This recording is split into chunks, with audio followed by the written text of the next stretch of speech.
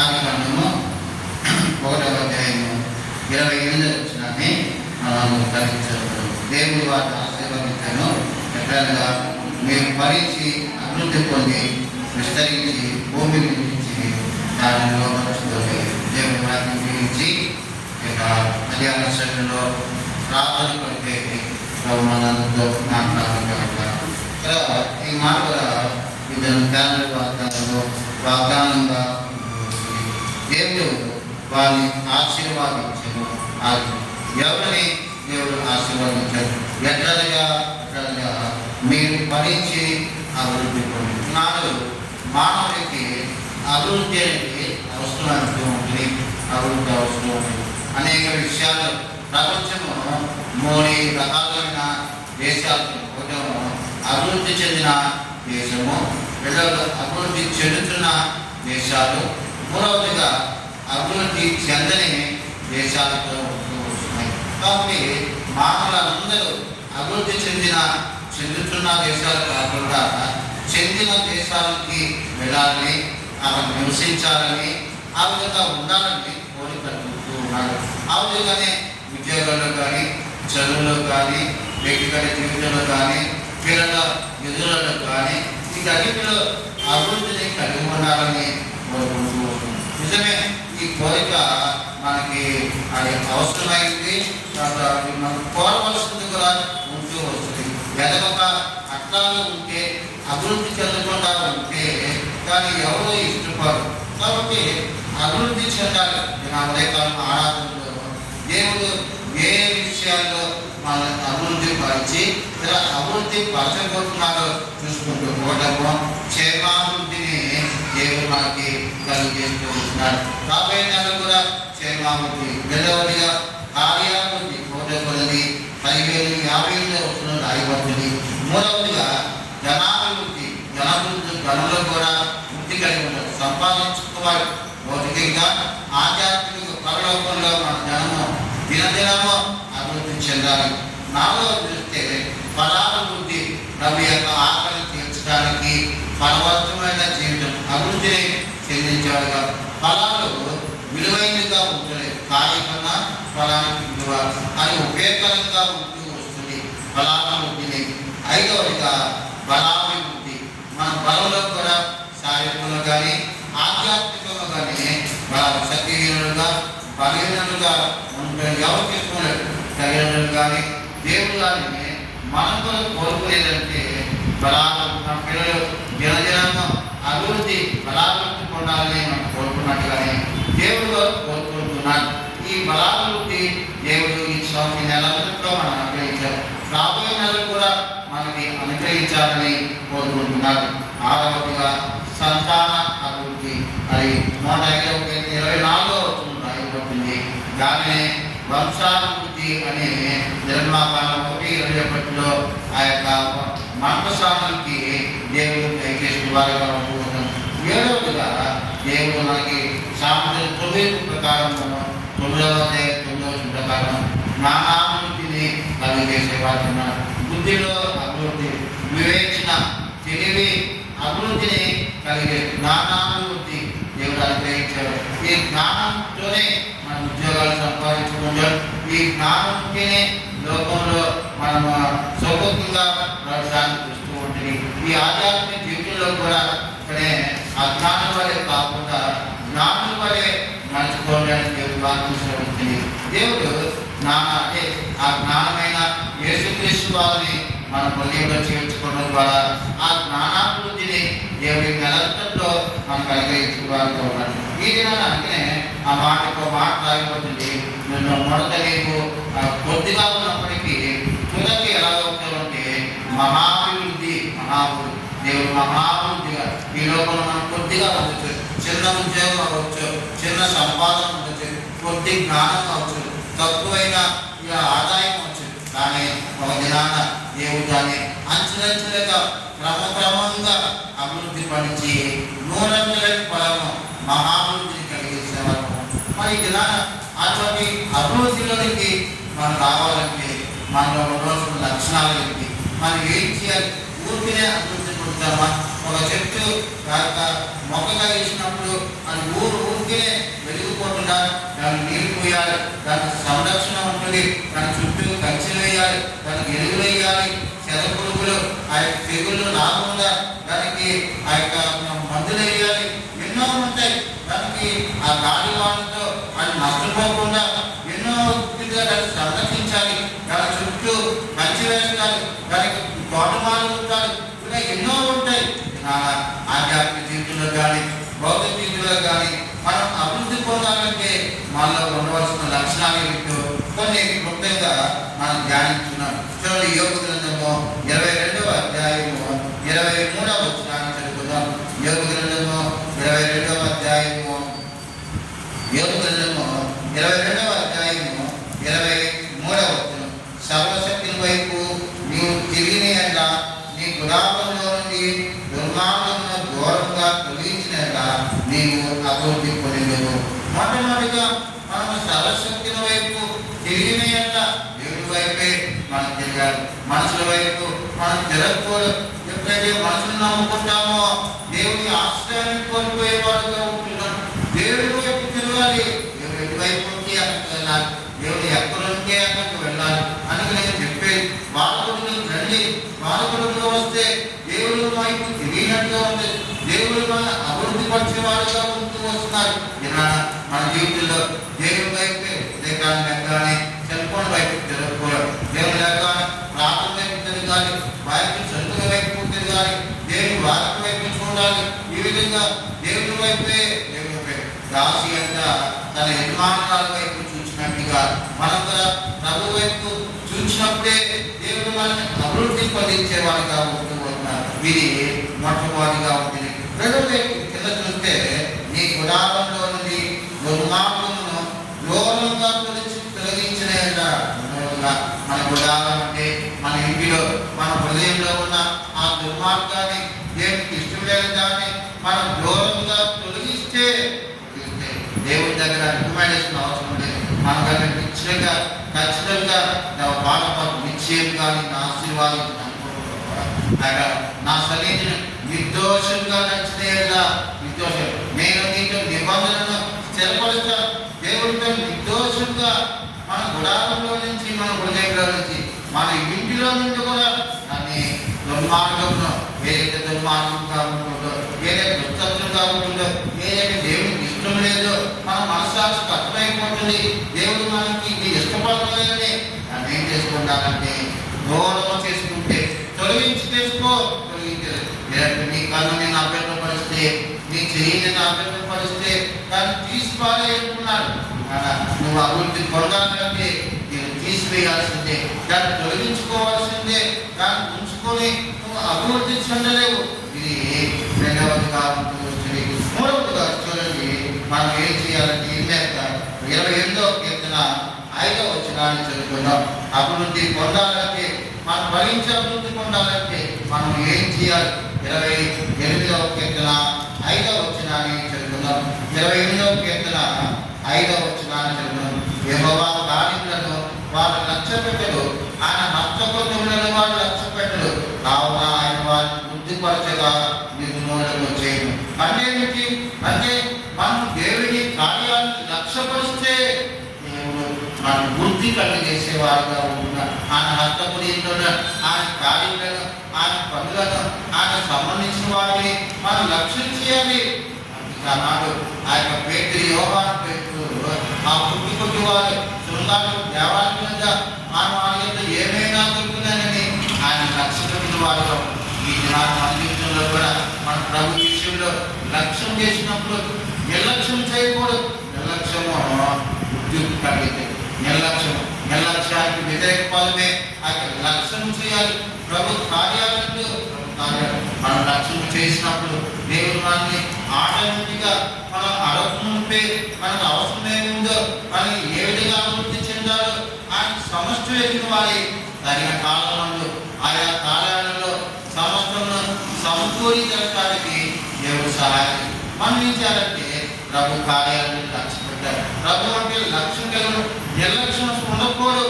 వినినట్టుగా చూచినట్టుగా లేకపోతే వచ్చామంటే వచ్చానట్టుగా అలా ఉండకూడదు.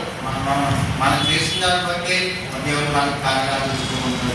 తగిన దాన్ని బట్టి మనకి ఫలితం ఇచ్చేవారిగా ఉంటున్నాం. ఇది మూడవదిగా ఉంటుంది. నాలుగవదిగా చూడండి, ఎవరిని దేవుడు అభివృద్ధి చేస్తాడు లేదా అభివృద్ధి పొందాలంటే మనం ఏం చేయాలంటే, నాలుగవదిగా సామెతల గ్రంథము 11వ అధ్యాయము 24వ వచనాన్ని చదువుకుందాం. సామెతల గ్రంథము 11వ అధ్యాయము 24వ వెదజల్లి అభివృద్ధి పొందువారు కలరు, తగిన దానికన్నా తక్కువ ఇచ్చి లేమికి వచ్చేవారు కలరు. నాలుగవగా వెదజల్లి, దేవునికి ఇచ్చే విషయంలో మనం వెదజల్లి వాళ్ళతో ఉండాలి. కానుకలు, దశభాగాలు, ప్రతిష్ఠితులు, అర్పణలు, ఇటువంటి అర్పణలన్నింటినీ మనం వెదజల్లి ఇచ్చే వాళ్ళతో ఉండాలి. అది దానికన్నా తక్కువ ఇస్తూ ఉంటున్నాం. దీనివల్ల మన అభివృద్ధి కూడా అలాగే ఉంటూ వస్తుంది. మన జీవితంలో మనం నేర్చుకోవాల్సింది, మనం తెలుసుకోవాల్సింది, మనం దేవుడికి ఎక్కువనే పెద్దలు అంటూ ఉంటారు, పిండికి తగ్గట్టుగానే రొట్టె అంటూ ఉన్నారు. మనం ఎంత పిండి ఇస్తామో అంటే వస్తుంది, ఎక్కువేం రాదు. మనం తిరిగి మనం ఎంతగా ప్రభుకి ఇచ్చేవాళ్ళుగా ఉంటామో ఇచ్చేవాళ్ళు ఉంటారు. పేదలకి దేవుని వాక్యం వస్తుంది, కైసరికి కైసరివి, దేవునికి దేవునికి ఇవ్వాలి. ఈ విధంగా ఇచ్చేవాళ్ళుగా పేదలకు ఇవ్వాలి, తర్వాత దేవునికి ఇవ్వాల్సింది దేవునికి ఇచ్చేవాళ్ళు. వెదజల్లి ఎక్కువగా ఇచ్చేవారికి ಹೆಚ್ಚుగా ఇచ్చేవాళ్ళుగా ఉంటూ వస్తున్నారు. కాబట్టి అభివృద్ధి చెందాలంటే మనం ఎంతో మంది డాక్టర్లకు ఇస్తూ ఉంటాం, ఆ టెస్ట్ కానీ ఈ టెస్ట్ కానీ ఇస్తూ ఉంటూ ఉంటాం. దాని బదులుగా ప్రభుకిస్తే మనం ఎంతగా అభివృద్ధి చేస్తే, డాక్టర్లకు ఇస్తే మనం ఏం అభివృద్ధి ఉంటే నష్టపోతాం. కొంతమంది లాయర్లు తీసుకుంటూ ఉంటారు, దేవునికి ఇవ్వకుండా లాయర్లు ఇస్తూ ఉంటారు. అదే దేవుడికి ఇస్తే లాయర్తో పని లేకుండా దేవుడి సమస్తాన్ని దాన్ని సరిచేసేవాడిగా ఉంటున్నారు. కొందరికి ఆ వ్యాపారాల్లో ఈ వ్యాపారాలలో పెట్టుబడి పెడుతూ ఉంటారు. కొన్నిసార్లు సరైన ఆర్డర్స్ రాక అవి చాలా అటువంటి పరిస్థితుల్లో వస్తూ ఉంటారు. దేవుడికి ఇస్తే దేవుని వారికి చెప్తే తన ప్రియులను నిర్మించుచుండగా ఆయన వారికి ఇచ్చుచున్నాడు, ఇచ్చేవారిగా ఉంటున్నారు. ఎక్కువ వేస్తారు, అభివృద్ధి కలిగేసేవారిగా ఉంటున్నారు. అంచెలంచెలుగా దేవుడు ఇక్కడే అబ్రహాము అలాగే ఇచ్చిన వారిగా ఉంటారు. ఇది నాలుగవదిగా ఉంటూ ఉంటుంది. ఐదవదిగా మన అభివృద్ధి చెందాలంటే మనం ఏం చేయాలి? అభివృద్ధి చెందే వారిలో ఉండవలసిన లక్షణాలు ఏమిటి అంటే, ఆయన ఐదవదిగా ద్వితీయోపదేశకాండము 6వ అధ్యాయము 3వ వచనాన్ని చదువుతున్నాం. ద్వితీయోపదేశకాండము 6వ అధ్యాయము దేవుని వాక్యము ఒక వ్యక్తి అభివృద్ధి చెందాలంటే బైబిల్లో ఏం రాయబడింది, దేవుడు ఏం చెప్తున్నాడు? 6వ అధ్యాయము 3వ వచనాన్ని చదువుతున్నాం. కాబట్టి ఇశ్రాయేలు నీ పితరుల దేవుడు యెహోవా నీకు చెప్పిన ప్రకారము పాలు తేనెలు ప్రవహించు దేశంలో మేలు కలిగి బహుగా అభివృద్ధి నొందినట్టు నీవు వాటిని విని అనుసరించి నడుచుకోవాలి. నువ్వు అభివృద్ధి పొందాలంటే దేవుని వాక్యాన్ని వినాలి, దాన్ని అనుసరించి నడుచుకోవాలి. చాలాసార్లు ఉంటాం, దేవుని వాక్యాన్ని శ్రద్ధగా విను. మనకు తెలిసిన వాక్యం అయినప్పటికీ బైబిల్ చేసి ఓపెన్ చేసి దాన్ని చదివి దాన్ని ధ్యానిస్తూ మనం చెప్పే మాటలు కానీ జాగ్రత్తగా వినాలి. దేవుని వాక్యం దేవుడు మాట్లాడుతున్నారు కాబట్టి మా గుర్తమే కాకుండా దాన్ని అనుసరించేవాడుగా మన మాటలన్నీ రాబోయే నెలందరిలో మనం అనుసరించి చూస్తే దేవుడు మనకు ఎలాగంటే చూడకి మనల్ని మహాభివృద్ధిలోనికి కలిగేసే వారిగా ఉంటున్నారు, జ్ఞానాభివృద్ధిని కలిగేసే వారిగా ఉంటున్నారు, బలాభివృద్ధి కలిగేసే వారిగా ఉంటున్నారు. ఈ యోగంతులైన అభివృద్ధిని మనం పొందుకోవాలంటే దేవుని వాక్యాన్ని కొంచెమే కాకుండా దాన్ని అనుసరించి గైకొనే వారిగా ఉండాలి. అనుసరించాలి, నడుచుకోవాలి, దాన్ని గైకొనాలి. అప్పుడే వింటూ మాటలతో వింటమే కాదు, ఈ చెవులో విని ఆ చెవుల్లో వదిలేస్తే ఏం ప్రయోజనం లేదు. అనుసరించే వారికే ఇది ఎన్నవదిగా ఉంటే నా ఐదవదిగా ఉంటుంది. ఆరవదిగా చూడండి, మనం అభివృద్ధి పొందాలంటే బైబిల్లోని ఏం చూపిందంటే, ఆరవదిగా 1వ దినవృత్తాంతంలో 22వ అధ్యాయము 13వ వచనాన్ని చదువుకున్నాం. 1వ దినవృత్తాంతంలో 22వ అధ్యాయము 13వ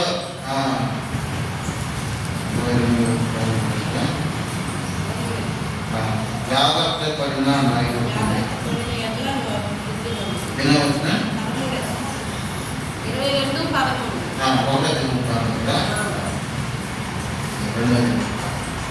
22 కాండంలో 22వ అధ్యాయము 13వ వచనం నుంచి చదువుతున్నాం. 13వ వచనంలో ఆ యొక్క యెహోవా ఇశ్రాయేలు గురించి మోసేకు ఇచ్చిన కట్టల ప్రకారములను ఆయన తీర్చిన తీర్పుల ప్రకారములను జరుపుకుంటకు నీవు జాగ్రత్త పడినాక నీవు వృత్తి పొందదు. అంత ఆరవదిగా మనం ఏం చేయాలంటే జాగ్రత్త పడాలి.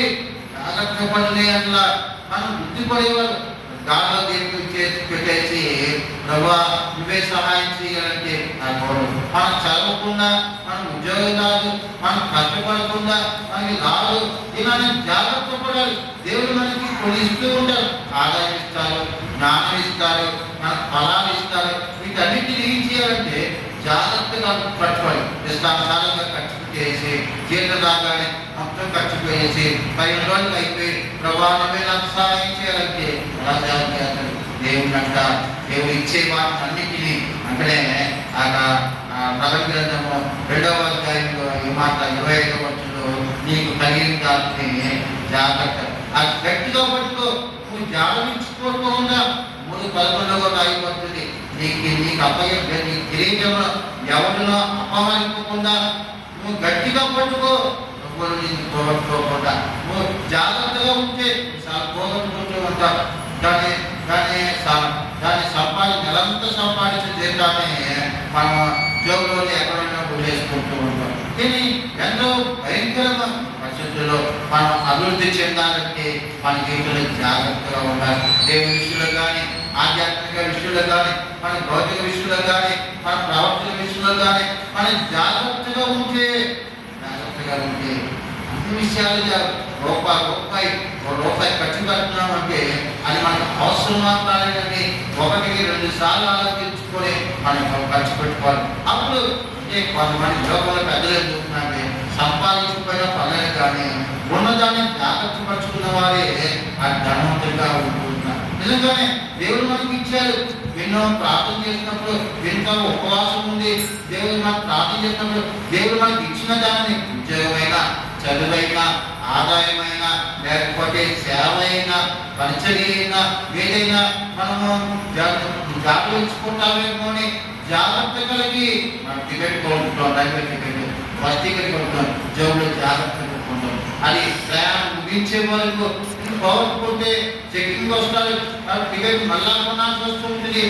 అలాగే మన ఆధ్యాత్మిక జీవితంలో కూడా మన జీవితంలో జాగ్రత్త మనం జరుగుతున్న మాట ఆయన ఇచ్చిన తీర్పుల ప్రకారం జరుపుకున్నప్పుడు నీవు జాగ్రత్త పడిన నీవు అభివృద్ధి పొందు.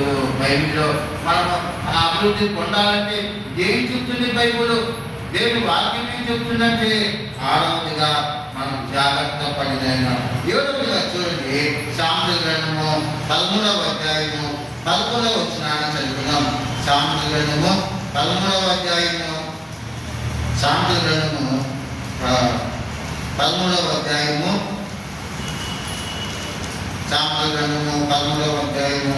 11వ వచనాన్ని చదువుకున్నాం.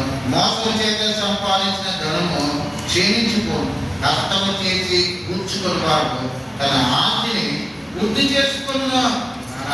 కష్టము చేసి కూర్చుకున్నవాడు ఓకే. బుద్ధి అంటే ఎవరైనా కష్టపడతాడో అక్కడ మన కష్టాన్ని తాను దేవుడు దీవిస్తారంట. మన కష్టం లేకుండా చెప్తారు, కష్టంతో పని చేసుకోవాలి. దేవుడు మనకి ఇచ్చిన పనిని శక్తి లోపం లేకుండా చేయాలి అంట. ఇంటి దేవుని ఇంట్లో కానీ, బయట ఉద్యోగంలో కానీ ఆ ఉద్యోగం పోకుండా వాళ్ళు మనల్ని తీసివేయకుండా అలా నిరంతరం కొనసాగించాలంటే మనం కష్టపడి పని చేయాలి. వాళ్ళు చెప్పిన పని అన్నీ చేయాలి. కొన్నిసార్లు ఆ యొక్క టైం అయిపోతుంది. మన ఆఫీస్లో ఆటంకంగా ఇల్లునుకోండి, ఇంకా పనులు అనుకోండి, మనం దాన్ని బట్టి దైవం నుంచి వెళ్ళిపోకూడదు. ఆ పనిని బట్టి 1 గంట అయినా సరే మనం చేయాలి. వాటిని యజమాని చూసేవాళ్ళలో ఒక కష్టము చేసి ఇలా ఆ విధంగా చేస్తే వాళ్ళు ఎవరు తీసివేరు. నమ్మకంగా ఉండాలి, నమ్మకంగా కృషి చేయాలి. చేసామంటే చేసామంటేలా ఉండకూడదు. నేను ఇంటిలో అక్కడే 101 కీర్తన ఆ మాట రాయవలసింది. వేరే యొక్క ఏ మాట రాయవలసిందంటే 101 కీర్తన గ్రంథము 101 అధ్యాయము 106వ వచనంలో, నా యుద్ధ నివసించినట్టు దేశంలో నమ్మకస్తులైన వారిని కనిపెడుతున్నాను. నిర్దోష మార్గమని నచ్చువారు నాకు పరిచారకులు అవుతారు. నిర్దోషమంది మార్గం నచ్చువారు పరిచారకులు. కష్టము పని చేయడానికి ఎవరైనా సరే లోకంలో ఎవరైనా సరే కష్టంగా ఇష్టంగా మన శరీరాన్ని దాచుకోకుండా కష్టపడి పని చేసే వారిని అది తప్పకుండా తీసివేయాలి. ఆఫీస్ మాత్రం ఆర్థిక సమస్యలతో బాధపడుతున్నారు. ఎవరైతే పని చేయరో అడుగుకి వాళ్ళు మాత్రం చేస్తారు. కానీ కష్టపడి చేసే వారికి కష్టము చేసి కూర్చుకుని వారు గుర్తుకుంటారు. కష్టపడతాం మన ఆత్మీయ జీవితంలో కానీ దేవుని ఇంట్లో కానీ మనం కష్టపడి ఎక్కడికి మాట రాయబడుతుంది. ఏ కష్టము చేసినప్పటికంటే లాభమే కలుగుతుందంట. సామెతల గ్రంథము 14వ అధ్యాయము 13వ వచనం చదువుకున్నాం. సామెతలు 14 23వ సామెత 14:23. ఏ కష్టము చేసినాను లాభమే కలుగును. ఒట్టి మాటలు లేవిడికి కారణములు. ఒట్టి మాటలు లేవిడికి కారణమవుతూ ఉన్నాయి. మనం ఏం చేయాలంటే ఏం చేయాలి? కష్టమే చేయాలి. కష్టం చేసుకుంటూ ఉండాలి. పని ఏదో పని చేస్తూనే ఉండాలి. ఈ పని చేయడం వల్ల మనకి ఏం కలుగుతుందంటే లాభం ఉంటుంది. ఏదో దేవునిలో కానీ బయట కానీ మనం అభివృద్ధి చెందాలంటే వీటి కనుక ఈ దేవుని వారికి ప్రభుత్వ పరిశుద్ధాత్మ ద్వారా బైబిల్లో తన ప్రవక్తల ద్వారా రాయించి ఉన్నారు. వాక్యం చెప్తుంది యుగాంతమున మనకి బుద్ధి కలగడానికి వీటిని దృష్టాంతములుగా రచించున్నారంట. ప్రకారం మనం నడుచుకుంటే మనం చేసుకుంటే మనం దినదినము అంతకంటే క్రమంగా విశాఖమని అభివృద్ధి చెందే వారిగా ఉంటూ వస్తున్నాం. మనందరికీ అభివృద్ధి. ఎటువంటి అభివృద్ధి అంటే మొట్టమొదటిగా ఎవరు అభివృద్ధి పొందుతారంటే యోబు గ్రంథం 22వ అధ్యాయము 23వ వచనంలో ఆయన వైపు తిరిగి దేవుని వైపు తిరిగితే చాలు. ఉదయకాలం వైపుగానే ప్రార్థన వైపు వాక్యం వైపు మనం తిరగాలి. దేవుని ఆదివారం పూట దేవుని మందిరాల వైపు తిరగాలి. వాడు గుడికి రావాలి. దేవుడు ఎటువైపు ఉంటే దేవుడు ఎక్కడ ఉంటే ఏ కార్యక్రమం ఉంటే ఆ కార్యక్రమం వైపు తిరిగినే అట్లా అభివృద్ధి పొందుతాం. రెండవదిగా మన గుడారంలో నుండి దుర్మార్గులను దూరంగా తొలగించినట్లా. తొలగించడం అంటే దగ్గర తొలగించడం కాదు, పక్కనే పెట్టుకోవడం కాదు, తొలగించడం ఇంటి బయట పెట్టుకోవడం కాదు. దూరంగా అందరంతగా మనకి కనిపించినంతగా మనకి అటువంటి దూరంగా తొలగించుకుంటే మనం ఎంత దూరం తొలగించుకుంటామో అభివృద్ధి మనకి అంత సమీపంగా వస్తూ ఉంటుంది. మూడవదిగా మూడవది ఎవరైతే లక్ష్య పెట్టే వారిని దేవుడు అభివృద్ధి చేసేవాళ్ళు. దేవుడు అంటే లక్ష్యం చేయలేదు. లక్ష్యం అంటే నిర్లక్ష్యం చేయకూడదు. దేవుని బైబిల్ అంటే నిర్లక్ష్యం ఉండకూడదు. వాక్యం అంటే నిర్లక్ష్యకూడదు. దేవుని పనులంటే నిర్లక్ష్యం ఉండకూడదు. దేవుని సన్నిధి నిర్లక్ష్యంగా ఉండకూడదు. దేవుని ఇంటిలో దేవుని మందిరంలో నువ్వు పోవున్నప్పుడు నీ ప్రవర్తన విషయంలో జాగ్రత్తగా ఉండమంటూ ఉన్నాడు. లక్ష్యంగా ఉండాలి. ఏమైనా దొరుకుతుందేమో అని లక్ష్య పెట్టినప్పుడు మనకి బుద్ధి చేసేవారుగా ఉంటున్నారు. నాలుగవది వెదజల్లి ఇచ్చేవారికి దేవునికి వెదజల్లి ఇచ్చేవారుగా ఉన్నారు. తగిన దాంట్లో తక్కువ ఇచ్చి తక్కువ ఇవ్వకూడదు. దేవుడు ₹1 ఎక్కువ ఇవ్వాలి. దశభాగాలు ఇవ్వాలి, కానుకలు ఇవ్వాలి, ప్రతిష్ఠ అర్పణలు ఇవ్వాలి. దేవునికి ఏదైతే ఇవ్వాలని దేవుడు ప్రేరేపిస్తున్నారు వాటి అన్నింటినీ ఇచ్చేయాలి. దేవుడు అభివృద్ధి కలిగజేసేవారు ఉంటున్నారు. 5వ వస్తే వాటన్నిటిని విని అనుసరించి నడుచుకోవాలి. వాటిని విని అనుసరించి నడుచుకున్న వారిని దేవుడు ఆ యొక్క అభివృద్ధి కలిగజేసే వారిగా ఉంటున్నారు. తర్వాత 6వదిగా చూస్తే జాగ్రత్త పడినాయట. దేవుడు మనకు ఏమి ఇచ్చాడు? చదివించిన, ఉద్యోగం ఇచ్చిన, పనులు ఇచ్చిన, లేకపోతే ఆరోగ్యం ఇచ్చిన, లేకపోతే ధనాన్ని ఇచ్చిన, జ్ఞానాన్ని ఇచ్చిన, ఈ విధంగా మేము ఇచ్చినప్పటికీ దేవుడు ఇచ్చిన ప్రతి వాటిని మనం ఏం చేయాలంటే జాగ్రత్త చేసుకోవాలి. అంటే దేవుడు ఇచ్చారని మనం పోగొట్టుకోకుండా, నిర్లక్ష్యంగా ఉండిపోకుండా గట్టిగా పట్టుకొని జాగ్రత్త పడితే దేవుడు మనం ఏం చేస్తాడంటే అభివృద్ధి కలిగేసే వారిగా ఉంటున్నాడు. చివరిగా 7వదిగా కష్టము చేసి ఆస్తి పుంజుకున్న వాడు తన ఆస్తిని వృద్ధి చేసుకుంటాడు. కష్టం చేయాలి, కష్టపడాలి. ఉదయాన్నే లేచి చదువుకోవాలి, ఉదయాన్నే లేచి ప్రార్థన చేసుకోవాలి. అక్కడ కొంచెం చెమట కాల్చాలి, దేవుని సన్నిధానంలో త్యాగం చేయాలి, కొన్ని వదులుకోవాలి, కొన్ని సుఖాలను వదులుకోవాలి. వీటిని చేసుకున్నప్పుడు దేవుడు మనకి బుద్ధిని కలిగేసేవాడు. చివరిగా ఒక మాట చూసుకొని మనం ప్రార్థన చేసుకున్నాం. సామెతల గ్రంథము 15వ అధ్యాయము 9వ వచనాన్ని చదువుకున్నాం. సామెతల గ్రంథము 15వ అధ్యాయము దేవుడు ఎవరిని బుద్ధిలోనికి అభివృద్ధిలోకి తెస్తారు. అభివృద్ధి పొందాలంటే దేవుని వాక్యం ఏమి చదివిస్తుందంటే సామెతల గ్రంథము 15వ అధ్యాయము 9వ వచనాన్ని చదువుకున్నాం. ప్రేమను వృద్ధి చేయగలిగారు, తప్పిదములను రాచిపెట్టిన ప్రేమను వృద్ధి. మన బుద్ధిలోకి కావాలంటే మనము తప్పిదాన్ని దాచిపెట్టుకోవాలి, దాచిపెట్టే వాళ్ళగా ఉండాలి. అప్పుడే మన బుద్ధిలోనికి వచ్చే వారిగా ఉన్నాం. వాక్యాలు కానీ చదువు కానీ వాటిని దాచుకోవాలి, తప్పిదాలను దాచిపెట్టుకోవాలి. వృద్ధి చేసుకునే వారు మీ అనుభవానికి రావడానికి ప్రభు అందరికీ సహాయం చేయగా ఈ సమయంలో అందరూ మోకరించండి.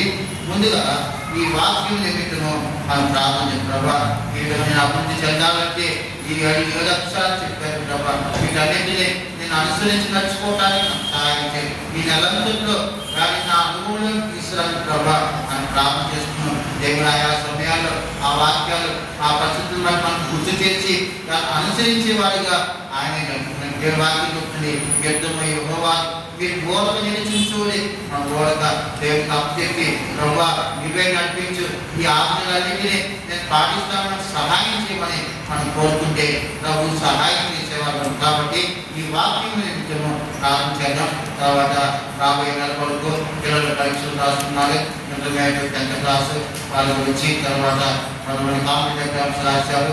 వాళ్ళు వచ్చి ఇంకా ఉద్యోగాలు లేని వారు, అనారోగ్యంగా ఉన్నవారు, హాస్పిటల్లో ఉన్నవారు, వీళ్ళగా బాప్టిజం తీసుకున్నవారు, వీళ్ళందరి గురించి ఇంకా ఎవరైనా తీసుకోలేదో వాళ్ళందరి గురించి మనం ప్రార్థన చేద్దాం. ప్రార్థించండి.